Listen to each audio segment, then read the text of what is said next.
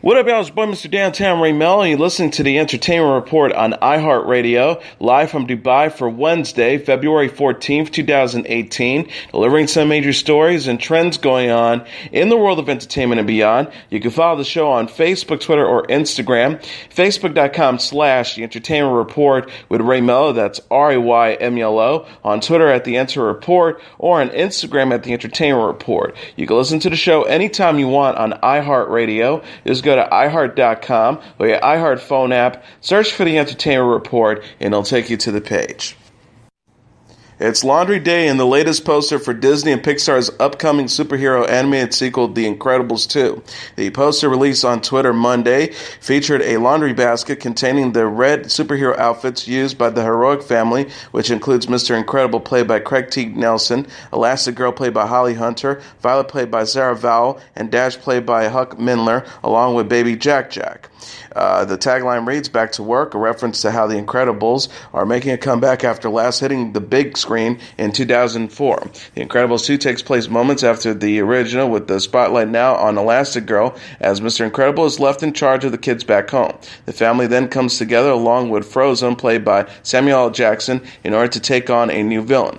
Disney also announced on Monday that a special look at the sequel will air Wednesday during the Winter Olympics. The announcement was made alongside a short video that featured Jack Jack using laser vision to melt a curling stone. The Incredibles 2 is set to arrive in theaters on June 15th. Woody Harrelson and Kevin Costner will star in Netflix's upcoming Bonnie and Clyde drama, Highwaymen. Netflix confirmed the casting Monday. The film will follow real-life Texas Ranger Frank Hammer and ex-partner Manley Galt. The partners were called out of retirement to hunt down the infamous bank robbers Bonnie and Clyde, Deadline reported. Kathy Bates, Kim Dinkins, John Carroll Lynch, Thomas Mann, and William Sadler will also star in the film, from director John Lee Hancock's from a script by John Fusco, Scott Frank, and Hancock. Casey Silver is producing, with Harrelson, Costner, Michael Malone, and Rod Lake serving as executive producers. Fusco originated the project and spent years tracking down Hammer to tell his story, which differs from the 1967 classic Bonnie and Clyde, that film that starred Warren Beatty and Faye Dunaway. Production on Highwaymen has started in Louisiana. The project is scheduled to premiere on Netflix sometime in 2018. Actor, musician, and talk show host Harry Connick Jr. is to star in the world premiere production of The Sting. Based on a 1973 Paul Newman-Robert Redford movie, the stage musical is scheduled to run March 29th through April 29th at the Paper Mill Playhouse in Millbourne, New Jersey. BroadwayWorld.com said the show will feature a book by Bob Martin and music and lyrics by Mark Holloman and Greg Coitus, with Harry Connick Jr. Additional casting and creative team members are expected to be announced soon. Connick Jr. previously starred in the TV production of the musical South Pacific, as well as the Broadway productions of The Pajama Game and On a Clear Day You Can See Forever. Oscar-winning actress Lupita Nyong'o says she loves her kinky natural hair. The 34-year-old Kenyan-Mexican actress discussed the culture of hair in the March issue of Allure, explaining she considers the term African-American hair to be inaccurate because she's not African-American. Nyong'o told the magazine, "I like the term kinky. Some people don't like that term, but when I think about my hair, I think of it as African kinky hair." She qualifies, "I'm not really in deep with the politics of it all and the language choice. I just speak from my own experience or my own preference. Curly hair differs so much." Nyong'o says she experimented with several years of different styles over the years, including relaxing her hair and going bald before deciding to growing her hair out. The star says, "My hair is the longest it's ever been in over a decade. You go on YouTube and there are just so many different ways to upkeep of one's natural hair. It's honey and rosemary water and avocado paste, conditioning, and whatnot. I've tried it all." She added, "Now I love my hair. I love it because I've always been able to really embrace the stuff I can do. It's like in the right hands, clay can be dirt in the wrong hands, but clay can be art in the right hands." Nyong'o had called out Grazia UK magazine in the fall for photoshopping out part of her hair on its November cover. The magazine apologized, saying the photographer alerted Nyong'o's image without its knowledge. Nyong'o said at the time, "I'm disappointed that at Grazia UK invited me to be on their cover and then edited out and smoothed my hair to fit their notion of what beautiful hair looks like." Nyong'o is known for voicing Maz Kanata in the Star Wars movies and will next star in the Marvel film Black Panther. The movie will co-star Chadwick Boseman and Michael B. Jordan and opens in theaters Friday. Kylie Jenner is back on Instagram after giving birth to her daughter. The 20-year-old reality star posted photos in her car Monday after welcoming her first child, Stormy, with rapper Travis Scott. The picture shows Jenner striking a pose behind the wheel of her Bentley. The new mom wore a cranberry-colored Adidas tracksuit that matched her car's interior. Jenner's post has received more than 6.8 million likes as of Tuesday morning. The photos were the first new pictures to show the star's body since November, as she had been keeping her pregnancy a secret. Jenner announced her daughter's birth February 4th, following months of speculation. She apologized at the time for keeping fans in the dark, explaining she kept quiet for the sake of her health and privacy. The star said, "I knew for myself I need to prepare for this role of a lifetime in the most positive, stress-free, and healthy way I knew how. I knew my baby would feel every stress and every emotion, so I chose to do it this way for my little life and our happiness." Us Weekly reported Monday that Jenner is a natural mother, but is leaning on her mom, Kris Jenner, for help with Stormy. The source says Kris has been spending a lot of time at Kylie's home since she came home with Stormy. Kylie has been a natural at being a mother. However, it has been overwhelming, and Kylie has relied on Kris during these first days at home. The insider added Kris is providing advice and, of course, an extra set of hands to help with Stormy. Jennifer Aniston celebrated her 49th birthday with Courteney Cox and other pals. The actress rang in the occasion with friends Sunday at Cox's home in Malibu, California. Aniston and Cox are longtime pals who co-starred as Rachel Green and Monica Geller on the NBC series Friends. Aniston's manager, Eileen Kishian, was among those to document the party on social media. Kishian shared a photo Monday on Instagram of Aniston posing with her friends in Cox's backyard. She captioned the picture, #Happy birthday to my sister from another mother, #Jennifer Aniston, love you so much. Aniston also received birthday wishes from friends and fellow actress Reese Witherspoon, who posted a still from her 2000 guest appearance on Friends. The pair will co-star in a new Apple television series. Witherspoon wrote, "Happy birthday to my work sister at Jennifer Aniston. Wishing you a day filled with lots of love and laughter. #HBD. Aniston is best known for her role on Friends, which had a 10-season run from 1994 to 2004. She discussed the possibility of the show's revival in an interview with the Ellen DeGeneres Show this month. The star said, "Anything is possibility. Ellen, anything." Nicky Hilton is giving fans a first glimpse of her newborn daughter. The 34-year-old socialite and fashion designer posted a picture of baby Teddy on Monday after welcoming the infant with husband James Rothschild in December. The snapshot shows Hilton sharing a sweet moment with Teddy before heading to the Oscar de la Renta show at New York's Fashion Week. Mom and daughter posed in front of a wall with cherry blossom wallpaper. Hilton captioned the photo on Instagram, "Kisses and cuddles," before out the door to catch the @Oscar de la Renta show. Hilton and Rothschild also shared daughter Lily Grace, who turned 2 years old in July. The Tyler shares with Hilton in new ads for the fashion designer's collection with Tolani. Hilton teased Tuesday. Nicky Hilton times Tolani launches in 2 days. Hilton says that the new issue of Architectural Digest that she had so much fun decorating Lily Grace's room. The Tyler's room features sky blue wallpaper with soft blue, pink, and white accents. The mom of two says, "I've had so much fun doing this room. You just get to relive your childhood again with all the things you love, kitties and bunnies and princesses." Meanwhile, Paris Hilton channels American Beauty in a teaser for her first new single in nearly 3 years. The 36-year-old socialite promoted her song I Need You Monday by posing nude in a bed of roses a la Mina Cervera in American Beauty, which opened in theaters in 1999. The Instagram post shows Hilton lying naked with strategically placed rose petals covering her body. The picture has received more than 322,000 likes as of Tuesday morning.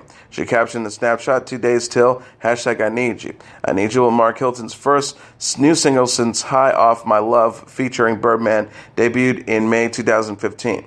She is also known for the songs Stars Are Blind, Good Time featuring Lil Wayne, and Come Alive. I Need You will debut Wednesday on Valentine's Day.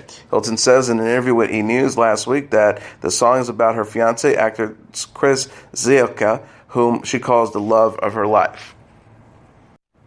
The family of late actor Bill Paxton is filing a wrongful death lawsuit against Cedars-Sinai Medical Center in Los Angeles and heart surgeon Ali Kozian had died.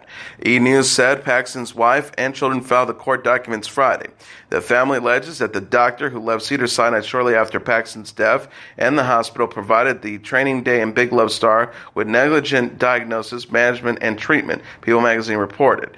The family's attorney, Bruce Brunellette, said in a statement, Bill Paxton and his family trusted the physicians and staff at this medical facility, but instead Cedars-Sinai betrayed their trust. The surgeon's actions resulted in his tragic and preventable death. The lawsuit said in its own statement to People, when asked to comment on the lawsuit, state and federal privacy laws prevent us from commenting about patient care without written authorization. Paxton, who was 61, died at the hospital nearly a year ago. He suffered a catastrophic stroke after undergoing valve replacement and an aortic aneurysm replacement surgery. Michael Phelps and his pregnant wife are gearing up to welcome hashtag Baby Shark number 2. The 32-year-old retired Olympic swimmer and wife Nicole Phelps were fiat by family and friends at a baby shower Sunday ahead of the birth of their second child.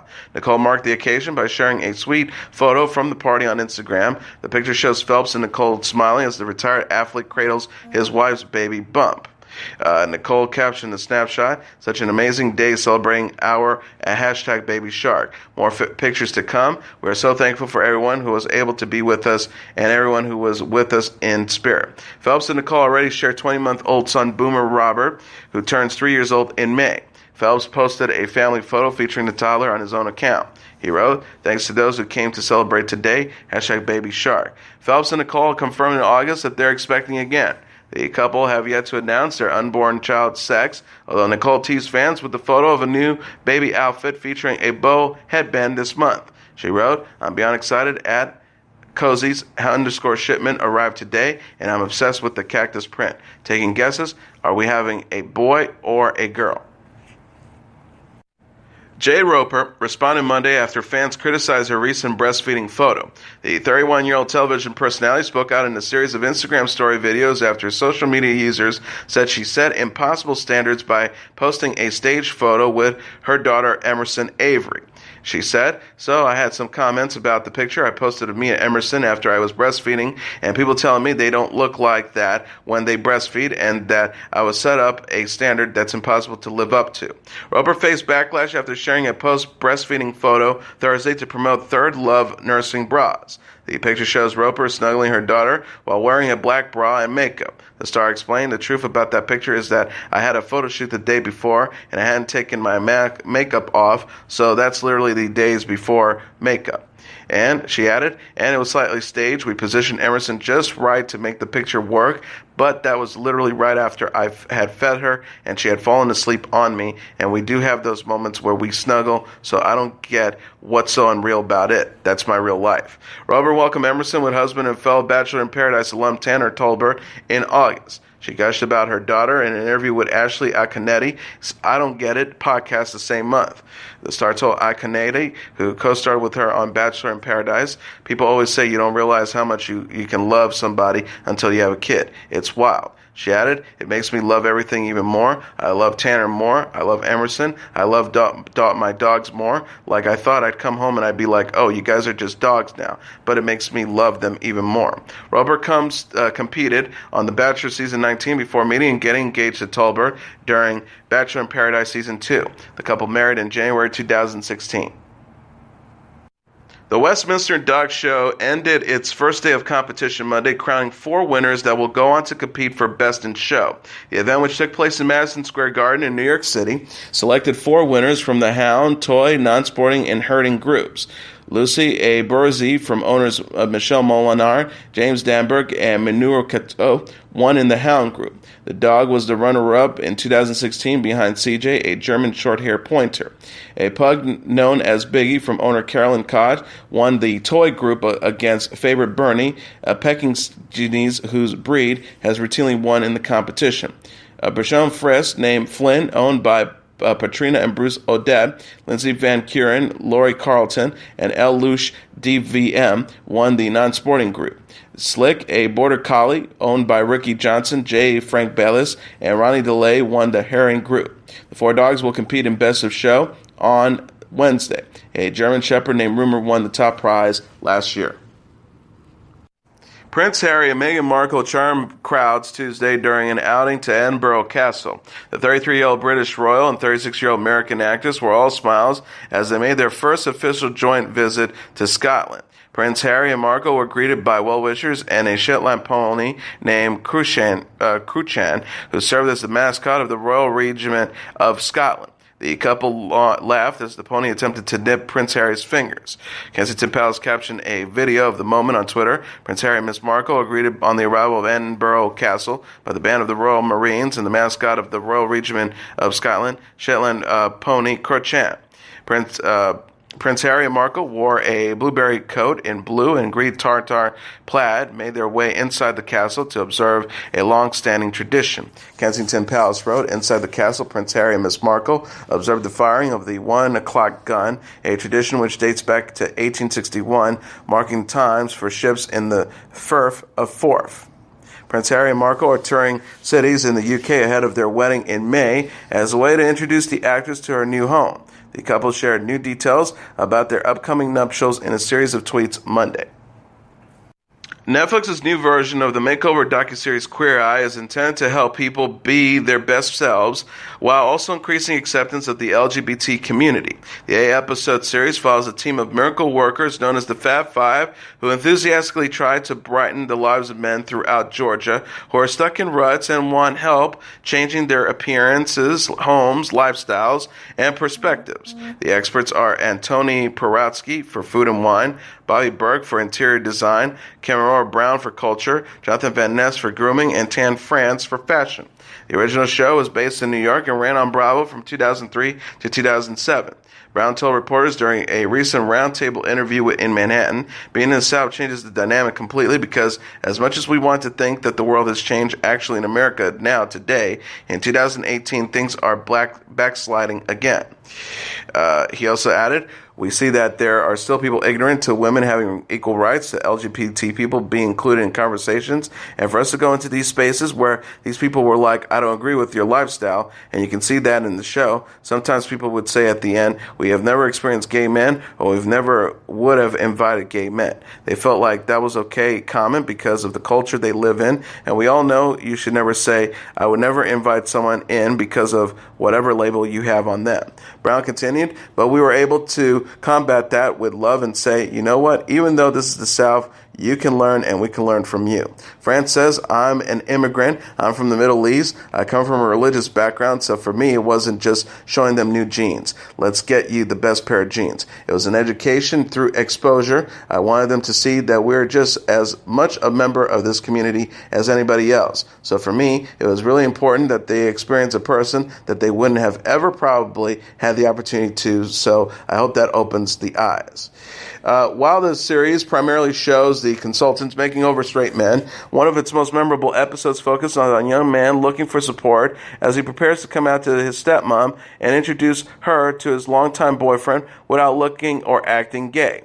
Van Ness says, we have spent so much time putting our fellow brothers and sisters in a box and needing to define them, and I think we've all seen as time goes on, there is less of a need to define things. And AJ, if he wants to wear a cute little boy tucker-in sweater with a schoolboy nerd look, as his best friend says, and that's who he really is, babe, then you shine like that. I'm not here to tell you who you need to be, and I think we really experienced that on that show. He also added, just loving people for who they are, where they are, meeting them where they are at, and if you can give them a little baby tip to choose something better, that's great. But it really was like an exercise in connection.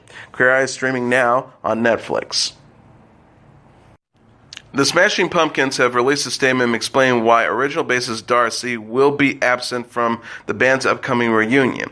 A spokesperson for the band said, in reuniting the Smashing Pumpkins, the band's dedication remains to its fans and its music. To that, James Aha, Jimmy Chamberlain, and William Corgan haven't played a show with D'arcy in over 18 years, but it's not for a lack of trying. For despite reports, Ms. D'arcy has repeatedly been invited out to play with the group, participate in demo sessions, or at the very least meet face-to-face, and each and every instance she always deferred. We wish her all the best and looking forward to reconnect with you very soon. D'arcy is the only original member missing from the reunion lineup. The bass player, while speaking with music website Blast Echo in January, said Corgan made a contract offer to her and original members Aha and Chamberlain to return, only for the lead singer to tell her later that it wasn't a real offer. D'arcy says, "My apologies to all the Smashing Pumpkins fans out there who are excited about this oncoming reunion tour of the original members of the band. I know this is a huge disappointment for me as well, but it's not going to happen. I just found out about it yesterday that the band has decided to go with a different bass singer." D'arcy left the Smashing Pumpkins in 1999 before a full breakup took place in 2000. Corgan continued on using the Smashing Pumpkins name with mostly new members. The group is expected to announce a reunion featuring original members Corgan, Aha, and Chamberlain, with a countdown clock on the band's official website set to expire on Thursday. Camila Cabello appears to have a new man in her life. E! News reports Sunday the 20-year-old singer is dating Matthew Hussey after she was spotted kissing the 30-year-old British author and television personality during a beach day in Cabo San Lucas, Mexico. A source says Camila recently started dating Matthew. It wasn't something she expected, but she knew of him and really enjoys his work. The insider added she has been following him for a while and was a fan, but it took her by surprise that she has gotten to know him on a deeper level. Cabello was all smiles in a black bikini as she and Hussey frolicked on the beach Friday. She has hinted at a new relationship in an interview with Beats One in January, saying there was maybe someone special in her life. The star said, "Now it's a lot of loving." Hussey is the author of Get the Guy and a former matchmaker on Ready for Love. He shared a post about attraction Monday, saying real attraction is made up of hashtag sexual chemistry plus emotional connection plus respect. Camila Cabello fan account responded in the comments, "I hope you know how lucky you are." Another person wrote, "Take care of my precious and pure baby girl." And now let's take a look at what happened on this date in entertainment history. On this date in 1938, Hedda Hopper's first column appears in the LA Times. The former silent film actress Hedda Hopper pens the first installment of what would become her tremendously influential gossip column in the Los Angeles Times. Born Elda Fury in 1890, she was the fifth of 9 children of Quaker parents living in Hollidaysburg, Pennsylvania. She left school after the 8th grade and worked as a chorus girl on Broadway, where she met her future husband, actor DeWolf Hopper. Elda was Hopper's 5th wife. His 4 previous wives had been named Ella, Nella, Ida, and Edna. After her husband reportedly called her by the wrong name, Elda decided to change her own name to Hedda, a change she maintained even after the couple's divorce in 1922. Hedda appeared on MGM's first production, Virtuous Wives, in 1915 and went on to act in more than 100 films over the next 2 decades. In 1936, several years after an unsuccessful bid for the Los Angeles City Council, Hopper parlayed her knowledge of the movie industry and Hollywood society into a radio show. Syndicated later offered to carry a print column that would compete with that of Hearst's resident gossip monger, Louilla Parsons. The result, dubbed Hedda Hopper's Hollywood, debuted in February 1938, kicking off a juicy 28-year run. In 1939, the column turned into a radio program. In the 1940s and 50s were a golden age for Hollywood gossip columnists, and Hopper and Parsons, who famously carried on a bitter decade-long feud, received sizable salaries. Hopper's was estimated as close as $200,000 and tons of gifts from studios, hoping for favorable coverage of their movies and actors. In one telling statement, Hopper referred to her own lavish home as the house that feared Bill. In addition to articulating coverage of Hollywood's latest pregnancy or breakup, Hopper was famous for her fashion sense, most notably her flamboyant hats. She also became increasingly political over the years, voicing her conservative opinions, praising Republican candidates such as Barry Goldwater and attacking the actor Charles Chaplin for his leftist views. Over the years, Hopper occasionally played herself in episodes of TV sitcoms spoofing her power. In an episode of I Love Lucy, Lucy and Desi staged publicity stunts to get into Hopper's column. On the Beverly Hillbillies, Hopper posed bail for Jed and Jethro after an incident at Grauman's Chinese Theater. In 1960, Hopper appeared in her own TV special, Hedda Hopper's Hollywood. She published a book called The Whole Truth and Nothing But in 1962. Hopper died in 1966. 2 decades later, her fiercely rival with Parsons was adapted for the big screen in Malice in Wonderland, starring Jane Alexander as Hopper and Elizabeth Taylor as Parsons. Also on this date in 1977, the B-52s played their first gig. The B-52s, one of the strangest and, to fans, most irresistible pop groups ever to achieve mainstream success, made its worldwide debut at a Valentine's Day house party in Athens, Georgia, on this date in 1977. In their official Warner Brothers bio, the B-52s describe themselves this way: as a group, we enjoyed science facts, thrift shopping, tick jokes, fad diets, geometric exercising, and discovering the excellence from within. When taken together, the assertion that the band was founded in the Amazon River basin 40 years ago by Professor Agnes Potter and subsequently abandoned in Athens, Georgia, this statement says a lot about the odd but fun-loving sensibility of the B-52s. It was over tropical cocktails in a Chinese restaurant just a few weeks earlier that Fred Schneider, Keith Strickland, Kate Pearson, and brothers and sister Cindy and Ricky Wilson decided to apply their shared aesthetic sensibilities to a musical endeavor. While Ricky and Keith invented various extraterrestrial surf music sounds on the guitar and drums, Fred, Kate, and Cindy would ad-lib strange lyrics about killer bees, deep-sea life forms, and imaginary dances like the Aqua Velva and the Hypocrite while a tape recorder ran. By the time they debuted at their friend's house party, they had established a sound that was at once kishki and totally original, like 60s surf music from some faraway planet. Later that year, the group began making regular runs in the Wilson family station wagon up to New York City for gigs at seminal new wave clubs like Max's Kansas City and CBGB's. With Kate and Cindy in their mile-high beehive wigs and 60s thrift shop vests, and Fred looking like a gay, demented golf pro, the B-52s made an immediate impression on the New York scene, and their independent produced single Rock Lobster became an underground smash. The B-52s are still in business 3 decades later, minus Ricky Wilson, who died of AIDS in 1985. Significantly, their success is widely credited for establishing the viability of the Athens, Georgia music scene, which would produce many minor successes and one massive one, REM, in the years immediately following the breakthrough of the B-52s.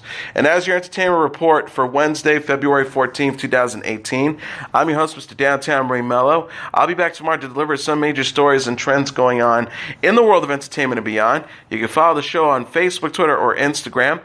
Facebook.com/The Entertainment Report with Ray Melo, that's RAYMELO. On Twitter at The Enter Report, or on Instagram at The Entertainment Report. You can listen to this episode or any previous episodes of The Entertainment Report anytime you want on iHeartRadio. Just go to iHeart.com or your iHeart phone app, search for The Entertainment Report, and it'll take you to the page. Good night, and God bless you all.